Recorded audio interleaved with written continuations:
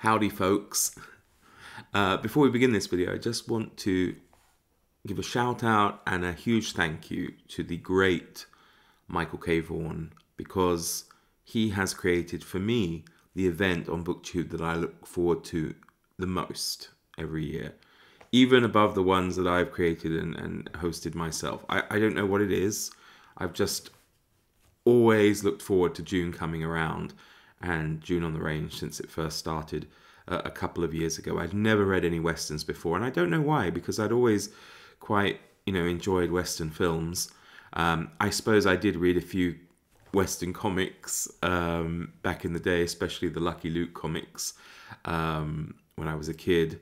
But no, I'd never really read any Western novels until the inaugural June on the Range. So, Michael, thank you very much for bringing this added annual joy into my reading life. Hello everybody, welcome to and welcome back to my channel Book Time with Elvis with me, Mark, and I hope you're all doing very well, and I hope you're saddled up and ready to ride into this year's June on the Range. I have a pile of possibilities, most of which I'm going to show you are ones I'm committed to, but it is not... I'm going to read most of the books I'm going to show you. However, some will be possibilities, and there will be others that I may pick up during the course of this wonderful event. There is no non-fiction on in this pile of possibilities at the moment, but I do hope to squeeze some in during the course of this month because, there's also quite a lot of other things going on, but my primary attention for June will be on June on the Range, although the Summer of Sport also starts this month. I'm not going to overdo it with the sport through June, but I hope to get to more of that in July and August. So without any further ado, let's crack on. Now, of course, you can't have June on the Range without reading books by the first two authors. The first one here is Zane Grey, and it is Shadow on the Trail. Traveling with a new name and a new face, Wade Holden, the Trigger Man, responsible for the fall of the notorious Sim Bell gang, rides far and wide, carving out the life of a feared and respected gunman. So that's what that one's about. And the second author you can't, of course, have a June on the Range without reading them is the very prolific Louis L'Amour. Now, I've got a few of those, and I plan to maybe read more than one, but this is the one I've selected that I'll definitely read, which is Crossfire Trail, there by, as I said, Louis L'Amour.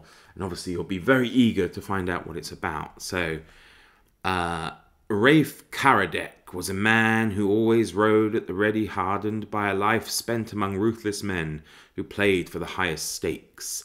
The only thing Rafe held sacred was his word. And now he had sworn to a dying man that he would save his Long Valley ranch for his wife and daughter. For his wife and daughter Anne. But Anne thought Rafe was moving in for his own crooked game and played right into the deadly hands of the greedy ranchers plotting to destroy her. Then Rafe figured a way to save Anne and the land. It would be dangerous, but that was the only way Rafe Karadec knew. Dun dun dun. So that sounds exciting. So that's one I'm committed to reading. I will also hopefully delve into some of his short stories. I have all the volumes here. I've selected volume 5. Not all the volumes are actually Western stories. I think there's 3-4 of them are crime and adventure stories. But yeah, you can see at the bottom there, frontier stories. So these are definitely Western short stories. It's not the only short story collection that I will hopefully delve in and out of. Another is this one, which is the Pocket Book of Western Stories, and it includes stories by Max Brand, Charles Russell, W.C. Tuttle, Bret Hart, William McLeod Rain, Zane Grey, James B. Hendricks, Clarence E. Mulford, Owen Wister, Van Tilburg Clark, Mark Twain, Stuart Edward White, Ernest Haycock, C.O. Henry, Eugene Rhodes, Luke Short, and Henry Nibbs. So there we have it. Nice old one here from Pocket Book, and that looks pretty good. And another short story collection I hope to get to is this one here, which is Coronado's Children. You see it there, great old cover that, in this bantam giant. And it carries on through to the back here. Blood and treasure. Since the bloody flamboyant days of Coronado and the conquistadors, the Southwest has seethed with stories of violence and treasure. Here are those stories of gold, silver, and jewels, lost mines, hidden booty, an incalculable hoard of the Incas, told by one of the great tale tellers of the Old West, Frank Dobie. So there we have it. That's J. Frank Dobie who wrote that. And yeah, I just love the illustrations on there, if you can see it without the glare. You know, the usual cowboys and Indians going on there. So that should be that for the short stories, I think.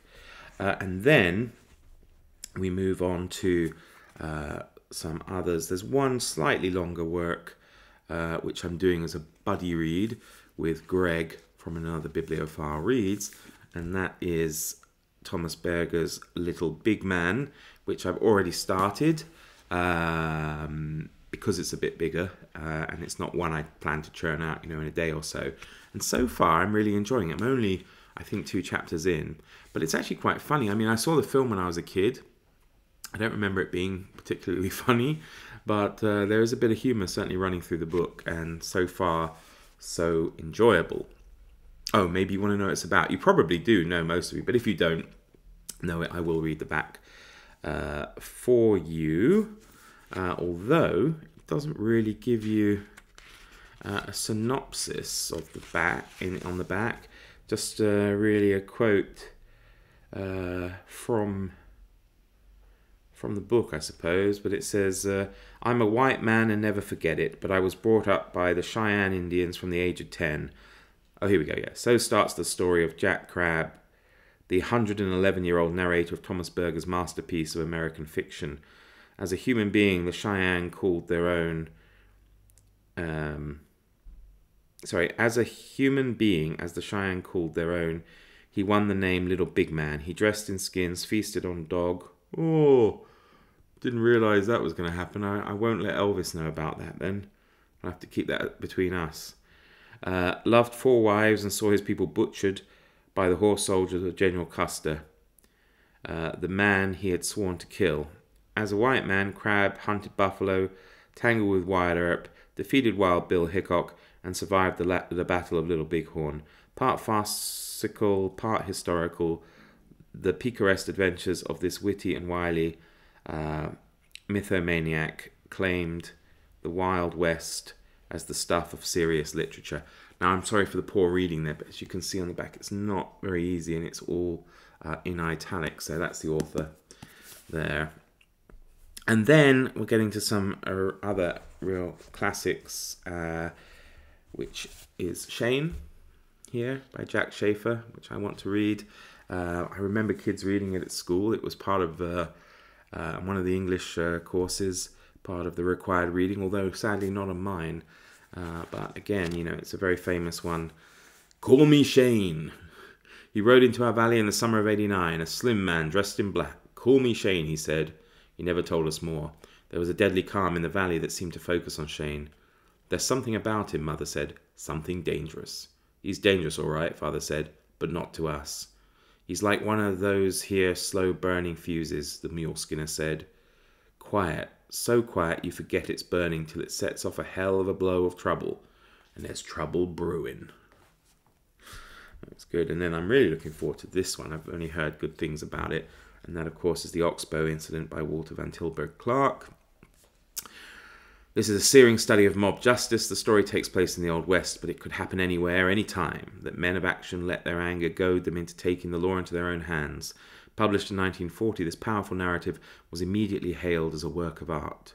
The Oxbow Incident is a triumph of restraint and workmanship.